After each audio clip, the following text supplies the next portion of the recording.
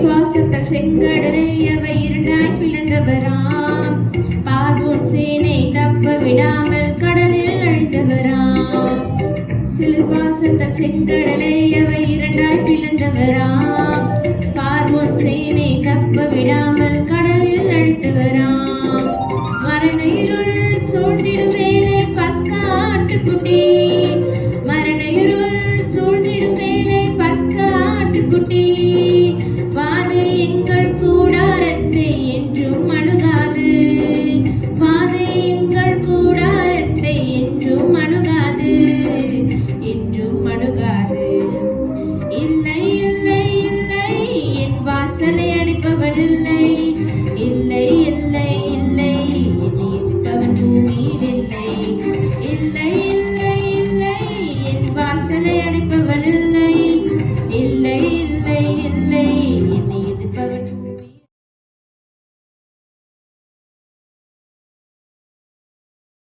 ஆண்டவராகிய இயேசு கிறிஸ்துவின் ஈடு இணையற்ற திருநாமத்திலே உங்கள் யாவருக்கும் என் அன்பின் நல் வாழ்த்துக்களை தெரிவித்துக் கொள்கின்றேன். நாம் கர்த்தருடைய வார்த்தைக்கு நேராய் கடந்து செல்வோம். எசேக்கியேல் தீர்க்கதரிசன புஸ்தகம் 12வது அதிகாரம் 28வது வசனம். இந்த வசனம் சொல்லுகிறது, ஆகையால் என் வார்த்தையில் ஒன்றாகிலும் இனி தாமதிப்பது இல்லை என்று கர்த்தராகிய ஆண்டவர் உரைக்கிறார். நான் சொன்ன வார்த்தை நிறைவேறும் என்று கர்த்தராகிய ஆண்டவர் உரைக்கிறார் என்று அவர்களோடு கூட சொல் என்றார். ஆம், எனக்கு அருமையான தேவ பிள்ளைகளே, தேவன் சொன்ன வார்த்தை ஒன்றும் தாமதிப்பது இல்லை.